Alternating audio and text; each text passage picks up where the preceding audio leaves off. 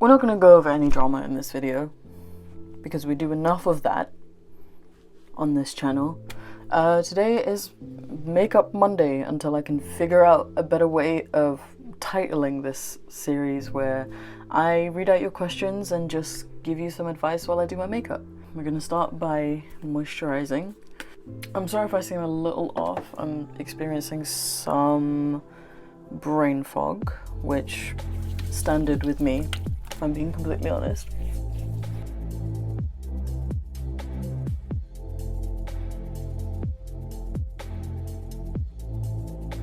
I don't have a lot of questions to address today, but the way that you can reach me is through Twitter.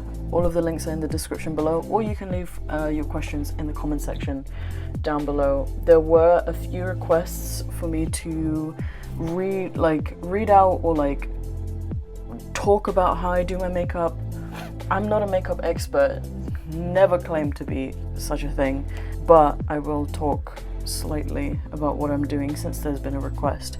So I go in with primer first to just fill in my pores, and I don't put a fuck ton of makeup on every day because I have pretty decent skin, I think, and I don't think I need full coverage foundation or anything like that, but I do like to put some concealer under my eyes from time to time just because I have slight dark circles that I have mixed feelings about. So yeah, the primer is just used to fill in the pores so that the concealer doesn't sink into all of my pores and live in my skin forever.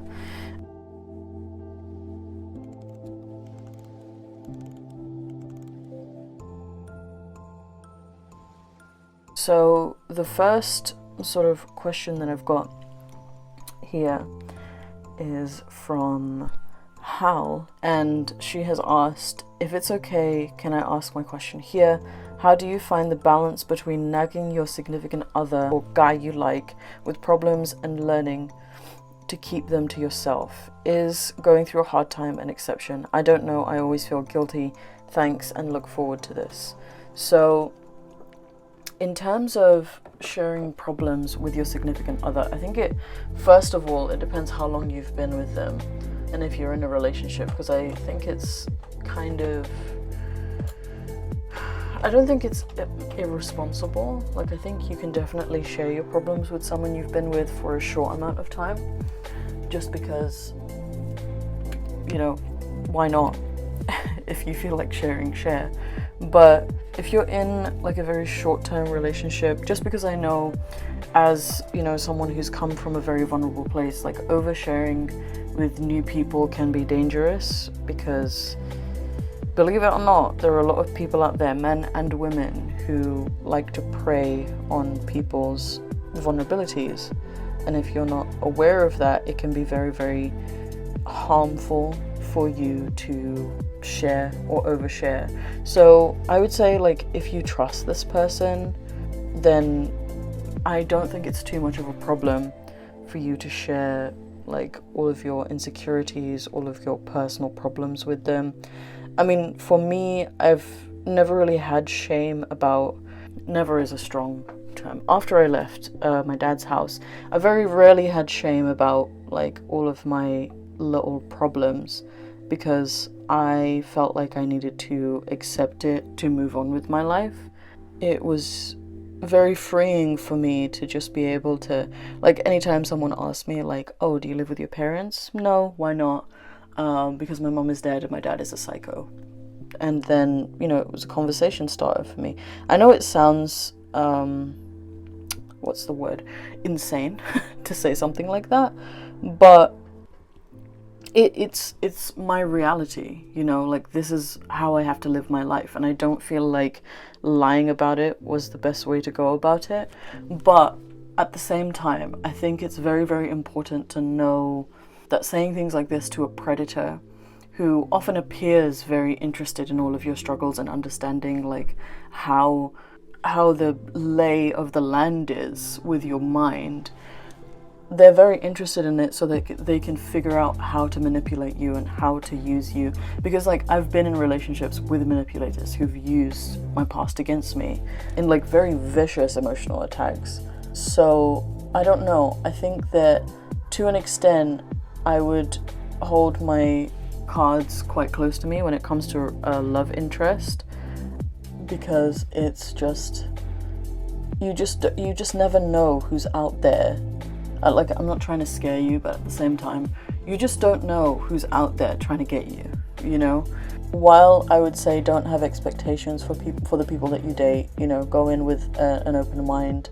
When it comes to things that can hurt you, keep those cards close to you, because you don't know how it's going to be used against you. However, if you've known this person for quite a while and you're comfortable with them and they're comfortable with you, I believe that communication is key to any relationship, like not just romantic relationships, in friendships, family. Communication is one of the most important things to rely on. And remember that the people who care about you and you care for are always going to be willing to listen. Like, it's never going to be a burden for them to hear about your problems. It's like I do the same thing where I feel like I'm burdening my friends or my, you know, people close to me with my problems whenever I decide like, oh, you know, I'm going through a problem, I'm just going to keep it to myself because I don't want to burden anybody. But the truth of the matter is that when those people come to you with their problems, do you feel burdened? Not really, at least not in my case, because I, you know, because I have had such poor interactions with my family in, you know, previous years, I feel like keeping open communication is so important for me, and I love that my friends can approach me, not just in a way of like, oh, Faye, give me advice. It's just like, Faye, I'm going through something, I just need somebody to talk to or somebody to listen to what I have to say.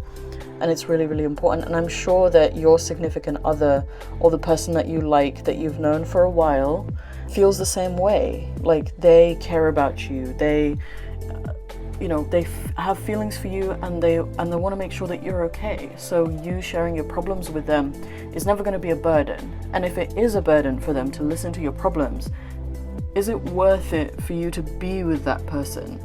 If you can't share your problems with them, or whenever you share your problems, it's like they're rolling their eyes and they don't give a fuck. Is it really worth it for you to be with that person if you can't talk to them about things that are going on in your life? Or if you feel scared or uncomfortable with that? It's just something to think about. Not making any judgments or assertions. I'm just saying, you know, something that I really, really value in relationships is the ability to share whatever's going on in my life. And if you can't do that with your significant other, I don't know. I feel like on a very basic level, because I don't have a lot of, I don't have very high standards for the people that I date. One of the few things that I expect is that they can talk to me and I can talk to them. Like, that's it. So for me, it's very difficult to be in a relationship where I can't share my problems, because your girl has a lot of problems, clearly.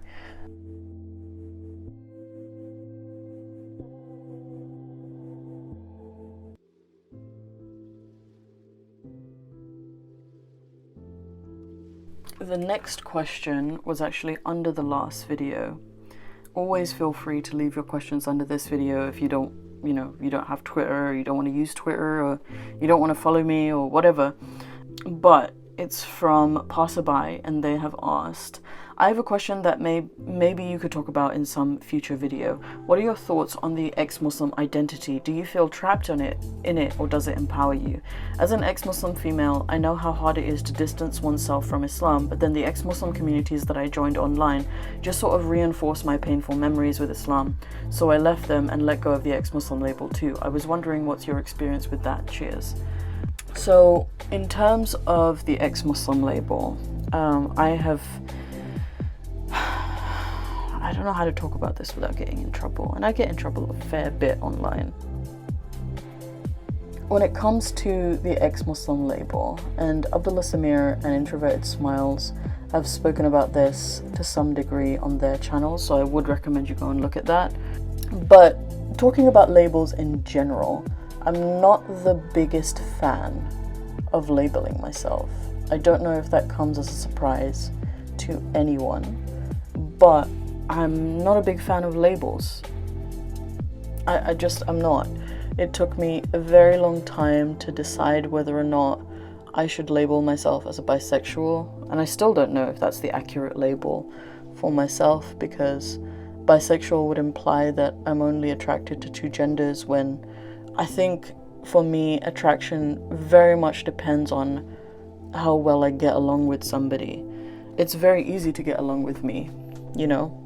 So labels for me have always been, to some degree, not necessarily problematic, but just it's just not the vibe that I want in my life. It's just not. I've always been someone who is a bit of a rebel, you know. While labels are helpful, and I don't think that they're a problem to, you know, for anything, I have always found myself, like, the moment I assume a label, I just have this incessant need to go against it. Like, I have a real rebellious spirit when it comes to labels. So when it comes to the ExMuslim Label, there's two things. The first thing is that the ExMuslim Label, the reason I herald it and the reason that I carry it is because I feel like there's a movement attached to it that I believe in. You know, I want to normalize people leaving Islam.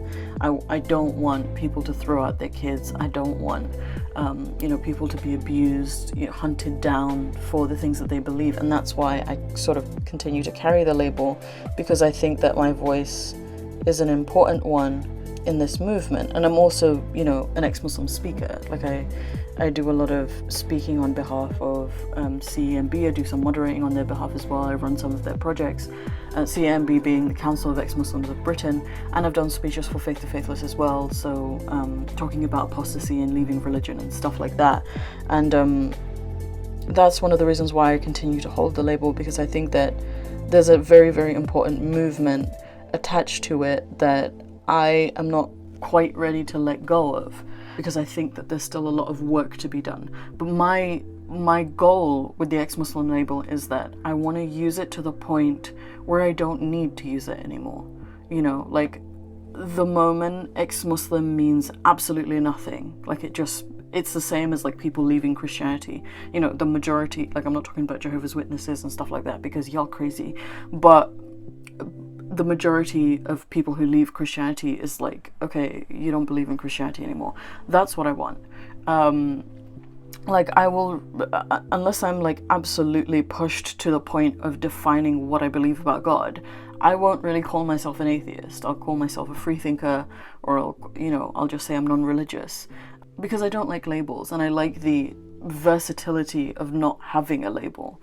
But the problems that I've had, because I've recently been thinking about moving away from the label, same as quite a few people in the community, is because of, and I'm not going to move away, I just want to make that very, very clear, I am not going to move away from the label, just because I think that I am not necessarily a unique voice, but I think I have things to add to this movement, that, you know, I'm in a niche because I'm a woman, I come from a very Salafi background, I had a very tough experience with leaving Islam.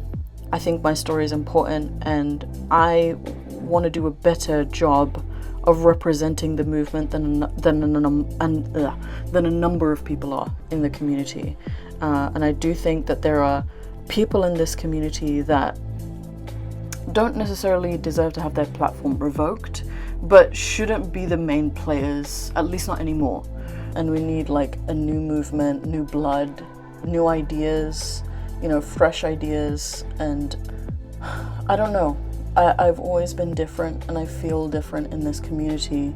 I feel like I trauma bonded with a lot of people last year, and now that's, like, biting me in the ass, because a lot of those people have decided they want to dissociate with me, and it kind of feels like a second disowning, but we're not really going to get into that. But yeah, I have mixed feelings about the label. I am going to continue using it because I feel like I can make a difference in the way that this community operates to some extent, because I think that people get caught up in tribalism, people get caught up in saving a name and being a brand and, you know, clout chasing and stuff like that. And I really don't like it, especially when your main focus for the label and for the movement is activism. Like, you're doing this for a reason, you're doing this to help people. And I want to be there to just be the annoying bitch in the corner that's just like, hey, stop that. Hey, don't do that. Hey, this is too much. And I'm not saying by any degree that anyone has to listen to me also, but I like being there to give my opinion on something that I care about. And yeah, that's pretty much my opinion on that. As for the ExMuslim Label, like, reinforcing trauma, if you go through the backlog of my videos, you'll realize that a lot of the first few videos that I did were just me, like, crying about all of the shit that I've gone through. And at the time, it was very, very cathartic to do, don't get me wrong.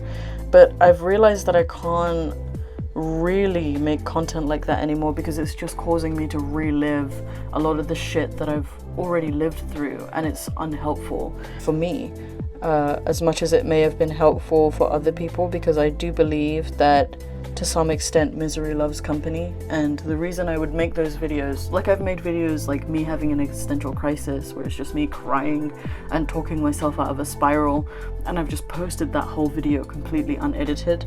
And then there's just videos of me, like, talking about my dad, talking about my mom, all sorts, and it's like really sad content. And the reason why I used to make that kind of content is because I believed that, you know, when I'm sad, I look for sad content. I just want to cry with somebody.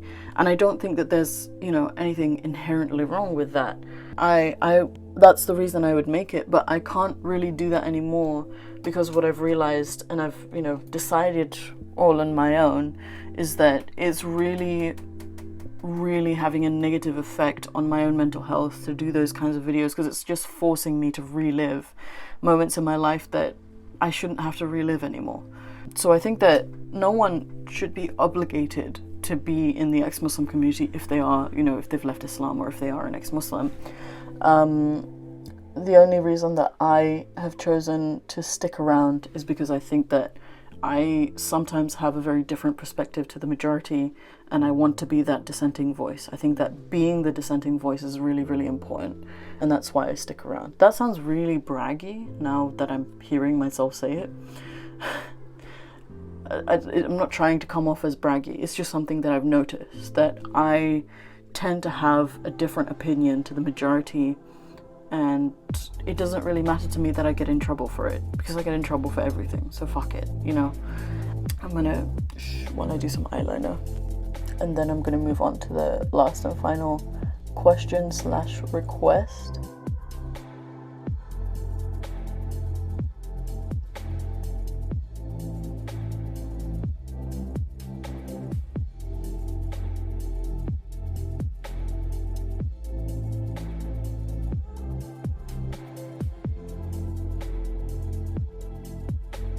From Jenny, and she has said, talk about the makeup techniques you're actually using, how to move your hand, how much pressure to use, how to fill up a brush, talk about the choices you make in color and types of makeup, e.g. liquid versus pencil, mascara or eyeliner, the details that most makeup videos miss. So I'm not a beauty guru.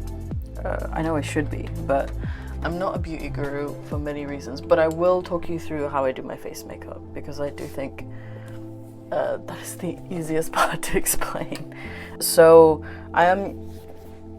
don't judge me, I am using the Conspiracy palette, which is Shane Dawson x Jeffree Star, and I know it's not very on brand right now to be a fan of either of those two, based on all of the scandals that they've gone through, but I did get this from a third-party site, so none of the money went to them. But I do tend to use Diet Root Beer as a contour shade, so I get like a tapered, slanted brush, and this one is good for contouring if you go in like one direction, because it like leaves a lot of the color back here and then blends it out to like the middle of your face. So I'm just gonna show you. So I usually just tap off some of the product like around, and like the way you contour definitely depends on the shape of your face. And then after you've deposited the color, you blend it out so that it creates a shadow and, you know, cuts your cheek into a more hollow look.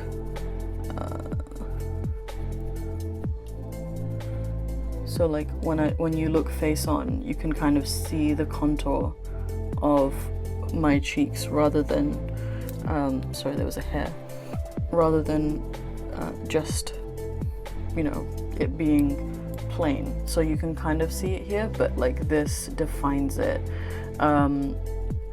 I also like to contour some of my forehead because I do have quite a big one. What I found quite difficult is like blending anything into the shaved part is kind of difficult, because the shaved part of my head is much lighter skin than the rest of my skin because it's never seen the sun.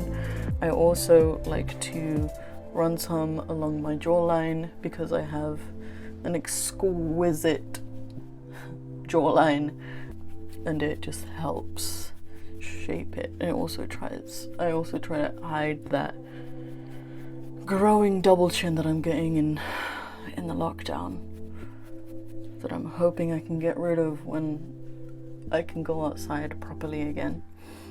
I'm gonna do the same on the other side. Some people like to contour their nose. I kind of like the size of my nose, so I don't really contour it at all. You can if you want to.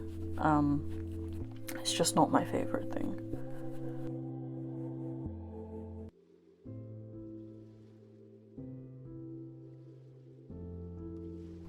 Alright, so that's the contour down. We're going to move on to blush, and I'm not entirely sure what colour I want to go with today, but I do usually go with pigment, or this pink colour, because it's light. However, I've done like a lot of dark colours, so I don't know if I want to go with pigment. I might go with pigment, because going with Not a Fact, which is what I've used like in the crease of my eyes, is it's like quite a dark color, but I quite like using it for blush from time to time. Flaming Hot is very red on the cheeks, so I think I will go with pigment. And the placement of where you put blush. Right now I'm really enjoying putting blush a little bit everywhere, because I'm going with the ego fad that's going around right now.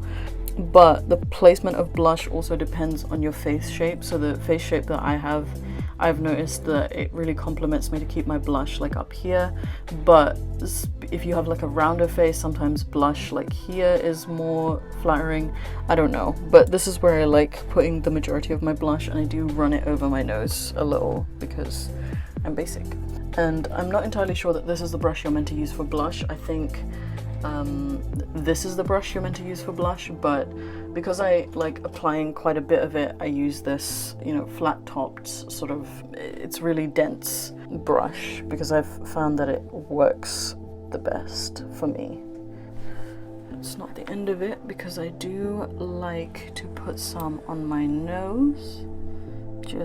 I like start at the base.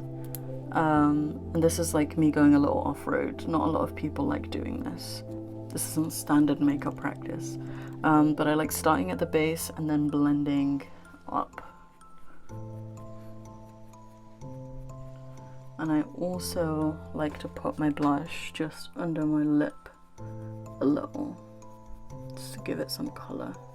Alright, so my face is full of color because I don't naturally blush. I don't. It's either that my skin is too dark or the blood that rushes to my face when I'm embarrassed. I don't get embarrassed very often, A, and B, when I am, it just doesn't show up on my face. So I like putting quite a bit of blush on my face because it's a very new look for me. We're gonna move on to highlighter. and I think the highlighter I want to use, again, I'm just gonna dip into this palette, is Just a Theory, which is a nice like pinky shade. It's got like some pink, some gold, and some silver in there. And you want to place highlighter on where the light bounces on your face naturally. So that again depends from face to face, and I like using a fan brush. So for me, this is where the light kind of bounces, is on like the very top of my cheeks. And you want to blend that out, unless like I quite like having a really shiny highlight. Some people like more subtle highlights, so if that's your thing, then go for that, but I like being quite shiny. I also tend to put some under my eyebrows to highlight them, on my cupid's bow, and like around the top of my lip, on my chin. Some people like to put it on their forehead, but I have quite a large forehead, so I will not be, because it doesn't need highlighting. Y'all can see my forehead. But yeah, again, just look at the contours of your face, move it around and see where the light hits it, and that's where you want to place your highlight. I might actually put some in the inner corners of my eyes as well, and on the bridge / tip of my nose. I do really enjoy highlight, because it gets all of those reflective bits in there. So I want to put some in the inner corners of my eyes. It's kind of difficult with fake nails. Sometimes that's why a brush is a better applicator than your fingers, but don't judge me. So I want to put some on the bridge of my nose, so that you can see that, and just fan some on the tip. Alright, I'm also gonna fill in my eyebrows. Now, I wouldn't necessarily advise that you fill in your eyebrows the same way I do mine, because mine are pretty thick. So I just put some eyeshadow in them, but there are products that you can use to like fill in your brows, like brow specific products, but I just fill them in with a color from a pan, and I'm gonna use Not Effect to fill in mine. It takes me 2 seconds to do my brows. I am blessed in the browage. Well, blessed and cursed, because my brows are hairy enough that I can shape them to look like this. Whereas people who don't have brows can just draw on some brows, call it a day. The last and final thing is lips, and my lip routine is actually longer than a lot of people's lip routine, because I feel like some people just like throw in a color and go. That's not really how I do. I like throw in a color and then I put like more colors on it from an eyeshadow palette. I don't know if I'm going to do that for this, just because I feel like there's a lot of color going on, so I need like, I was going to go for like a standard red. This is from H&M, this is called Head Over Heels, and I'm going to show you what that looks like. Give me a second.